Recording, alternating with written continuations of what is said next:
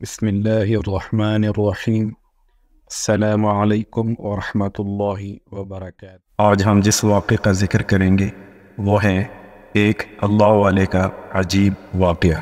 اس کو شروع کرنے سے پہلے اگر آپ نے اس چینل کو سبسکرائب نہیں کیا تو اگر ویڈیو اچھی لگے آپ کو تو پلیز اس کو سبسکرائب کر دیں اور شیئر کر دیں اور بیل کا بٹن پریس کر دیں تاکہ اس طرح کی مزید ویڈیوز آپ تک پہنچ سکیں۔ تو چلیں شروع کرتے ہیں۔ ابراہیم بن شبیب رحمۃ اللہ علیہ سے مروی ہے، فرماتے ہیں کہ ہم جمعہ کے دن بعد نماز کے مجلس کیا کرتے تھے۔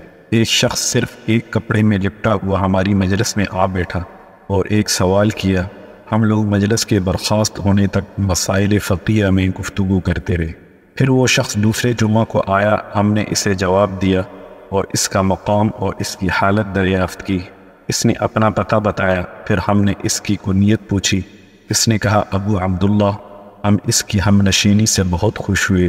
ایک مدت تک وہ ہمارے پاس اسی طرح آتا جاتا رہا، پھر اس کا آنا موقوف ہو گیا۔ ایک بار ہم اس کی ملاقات کے ارادے سے اس بستی میں گئے اور اس کے بارے میں دریافت کیا۔ لوگوں نے کہا وہ ابو عبداللہ صیاد ہیں، اس وقت شکارگاہ کو گئے ہیں، ابھی آتے ہوں گے۔ ہم انتظار میں بیٹھے تھے کہ وہ سامنے سے آئے اور حال یہ تھا کہ ایک ٹکڑے کپڑے کی لنگی اور ایک ٹکڑے کی چادر بنائے ہوئے تھے، ہاتھ میں کئی پرندے زندہ اور کئی ذبح کیے ہوئے۔ ہمیں دیکھ کر مسکرائے۔ ہم نے کہا آپ ہماری مجلس کی رونق افزائی کیا کرتے تھے، اب کیا ہو گیا جو بالکل ترک کر دیا؟ کہا کیا سچ کہہ دو، میرا ایک ہمسایہ تھا، اس سے کپڑے لے کر اور پہن کر تمہارے یہاں آتا تھا، اب وہ شخص سفروں کو گیا ہے۔ پھر کہا تم میرے گھر چل کر رزق تناول کرو۔ ہم ان کے مکان پر پہنچ کر بیٹھے اور اپنی بیوی کو ذبح کیے ہوئے پرندے پکانے کے لیے سپرد کیے اور زندہ کو لے کر بازار گئے اور انہیں بیچ کر روٹیاں خرید لائے۔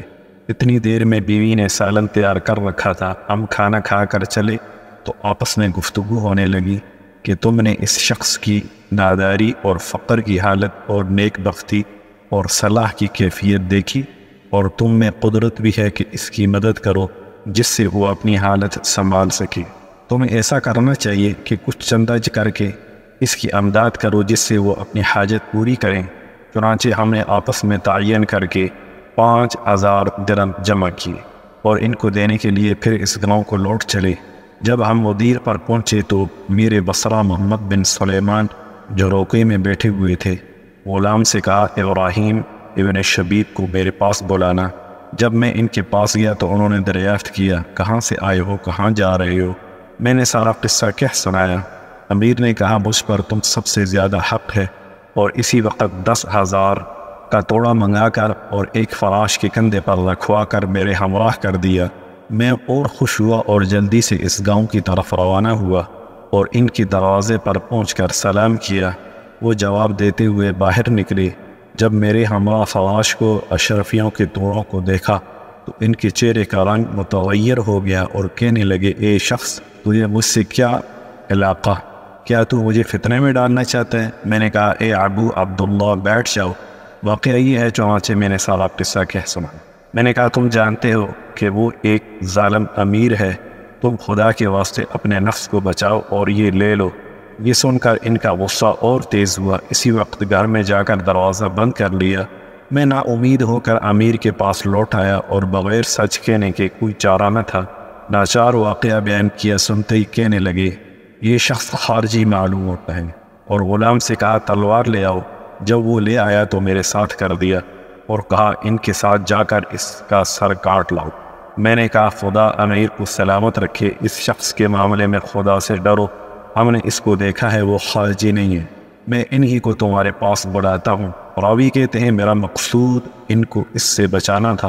اس پر امیر کو اطمینان ہوا اور میں روانہ ہو کر ان کے دروازے پر پہنچا اور سلام کیا تو ان کی بیوی کو روتا ہوا پایا۔ کہنے لگی کچھ خبر بھی ہے تمہارے ابو عبداللہ کا کیا قصہ ہوا؟ میں نے کہا ان کا کیا حال ہے؟ کہا انہوں نے گھر میں آ کر جو کچھ ان کے پاس تھا رکھ دیا اور وضو کر کے نماز پڑھی، اور میں نے انہیں یہ دعا کرتے سنا کہ اللہ مجھے اپنے پاس بلا لے اور فتنہ میں نہ ڈال۔ یہ کہتے ہوئے لمبے لیٹ کے میں ان کے پاس پہنچی تو ان کا انتقال ہو چکا اور یہ ان کی لاش موجود ہے۔ میں نے کہا اے بیوی یہ ہمارا بہت ہی بڑا قصہ ہے، بس اب اس کا ذکر ہی نہ کرو۔ یہ کہہ کر ویسے ہی لوٹ کر میں امیر کے پاس آیا اور سارا حال میں نے ان سے بیان کیا۔ امیر نے کہا میں اس شخص کی نماز پڑھاؤں گا۔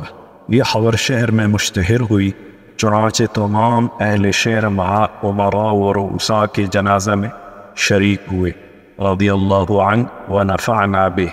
بے شک دنیا میں ایسے اللہ والے بھی گزرے ہیں کہ جو ساری زندگی اپنے آپ کو دنیا سے بچاتے رہے، اور جب دنیا میں پھنسنے کا وقت آیا تو دنیا ہی سے چل بسے۔ اور دوسری طرف ہم اپنے گریبانوں میں جھانکیں کہ ہم کس قدر دنیا کی محبت میں گرفتار ہیں۔ اللہ تعالی ہم سب کو اس واقعے سے سبق حاصل کر کے آخرت کی تیاری کی توفیق عطا فرمائے، آمین یا رب العالمین۔ السلام علیکم ورحمۃ اللہ وبرکاتہ۔